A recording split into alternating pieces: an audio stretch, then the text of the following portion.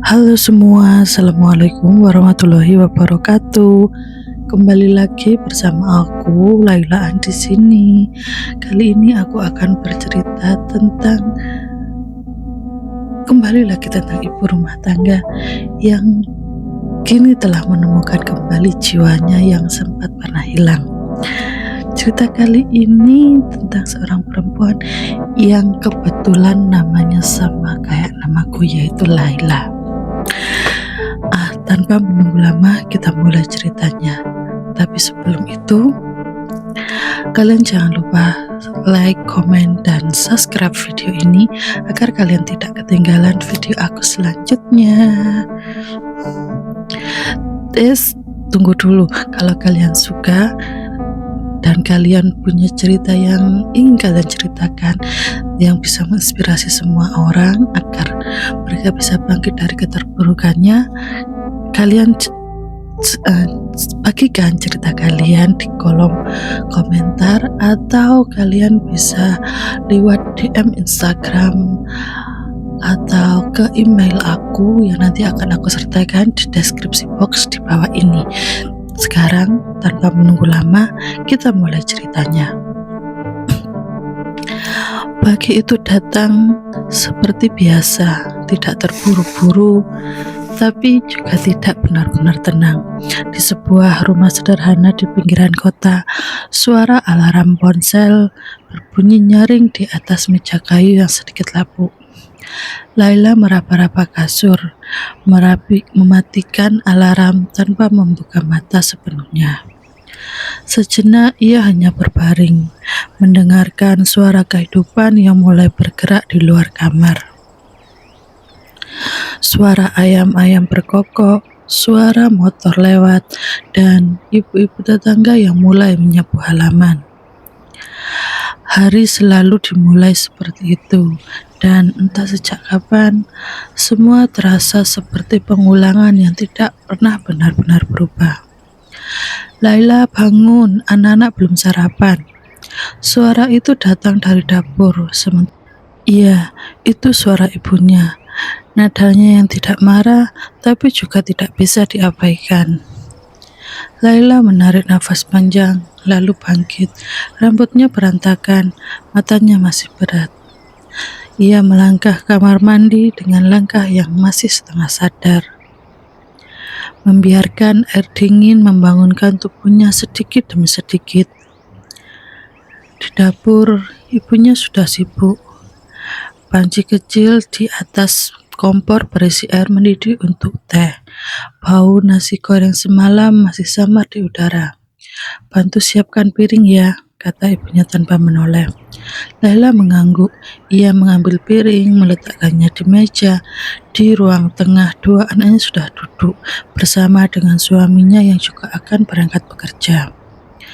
Yang satu anaknya masih mengucap matanya, satu lagi sibuk memainkan sendok seperti drum kecil. "Cepat makan, nanti terlambat sekolah," kata Laila lembut. Anak sulung mengangguk lemas, sementara bungsunya malah tertawa kecil tanpa alasan yang jelas. Sementara suaminya, dia hanya tersenyum kecil sambil melihat ke arah istrinya. Sesekali dia menyuapkan nasi goreng yang ada di piringnya itu ke mulut Laila. Begitulah pagi berjalan. Tidak ada yang dramatis, tidak ada yang luar biasa, tapi juga tidak benar-benar mudah. Setelah anaknya berangkat sekolah bersama dengan suaminya yang berangkat bekerja, rumah menjadi lebih sunyi yang tidak sepenuhnya nyaman. Ibunya mulai mencuci pakaian di belakang. Suara air dan ember terdengar berulang-ulang. Laila duduk sebentar di ruang tamu, memandang lantai yang belum sempat dipel. Di tangannya ponsel menyala. Ada pesan dari grup kantor tempatnya bekerja. Reminder, laporan harus dikumpulkan jam 12 siang. Ia menghela nafas pelan. Kerjaannya bukan hal yang berat, tetapi selalu terasa menumpuk di waktu yang salah.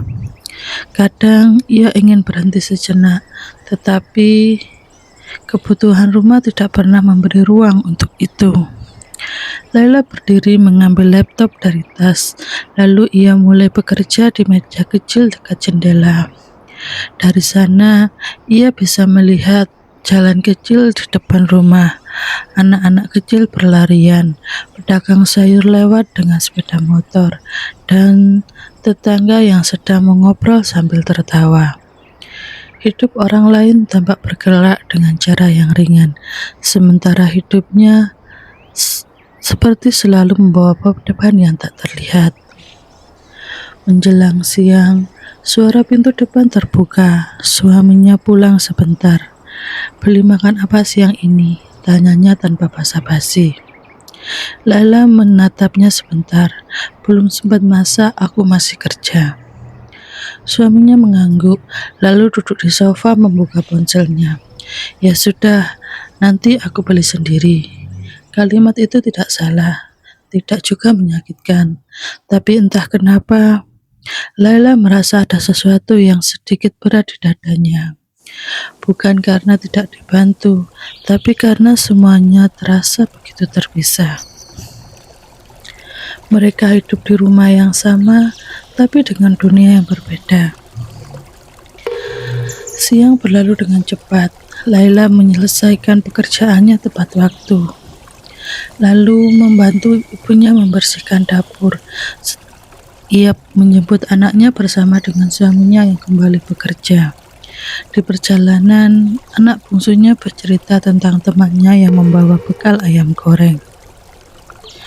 Anak sulungnya diam saja, menatap jendela. "Kenapa?" tanya Laila. "Capek," jawabnya singkat. Laila tidak memaksa bertanya lagi. Kadang diam adalah jawaban yang paling jujur dari kata-kata. Sore harinya, rumah kembali ramai.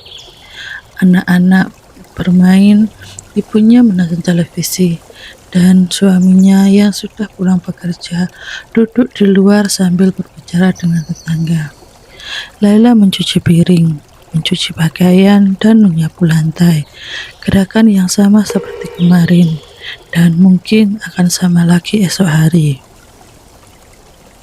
Namun, di sela-sela rutinitas itu, pikirannya berjalan ke tempat lain, tentang hidup yang dulu ia bayangkan, tentang dirinya yang dulu pernah ingin menjadi seseorang dengan banyak waktu untuk dirinya sendiri, bukan seseorang yang selalu mengejar waktu. Malam hari datang tanpa perubahan. Setelah makan malam sederhana, anak-anak mulai mengantuk. Rumah perlahan menjadi lebih tenang. Suaminya menonton televisi sementara ibunya sudah masuk kamar lebih dulu. Laila duduk di ruang tengah, memandang layar ponselnya yang tidak terlalu menarik lagi.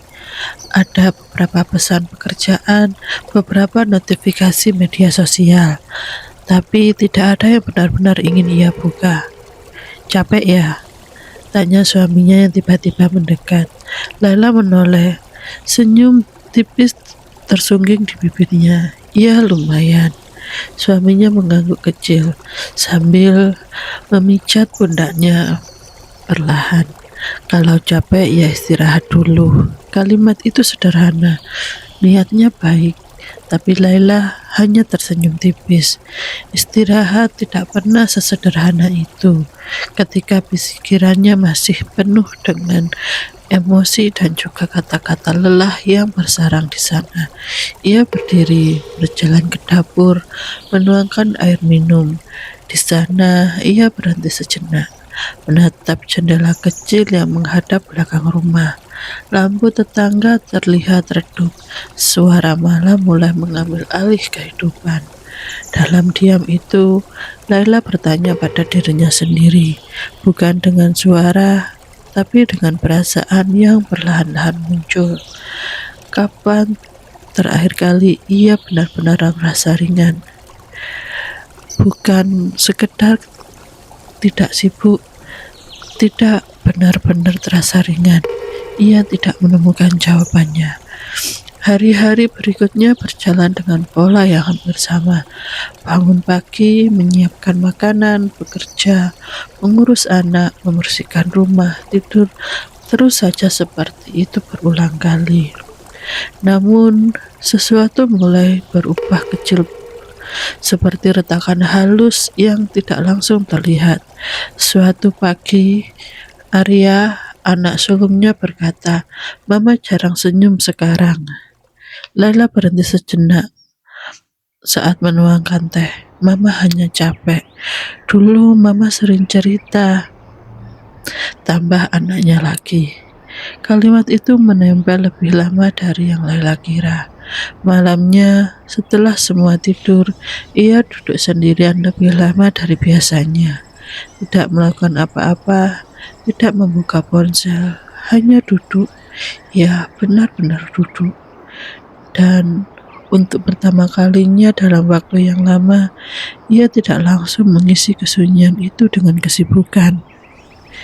Ia membiarkan dirinya mendengar hidupnya sendiri, suara jam dinding, suara kipas angin, bahkan mungkin suara layan nafasnya. Ternyata selama ini ia tidak benar-benar diam. Ia hanya terlalu sibuk untuk mendengarkan. Hari-hari selanjutnya, Laila mulai melakukan hal-hal kecil yang berbeda. Ia mulai minum teh lebih lama di pagi hari, meskipun hanya 5 menit.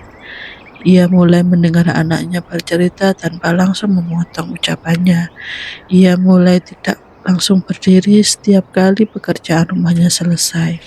Perubahan itu tidak besar, tidak dramatis, tetapi terasa. Hingga suatu sore, Arya kembali memeluknya tanpa alasan. "Kenapa?" tanya Laila sambil tertawa kecil. "Senang aja lihat Mama sekarang," jawab anak itu.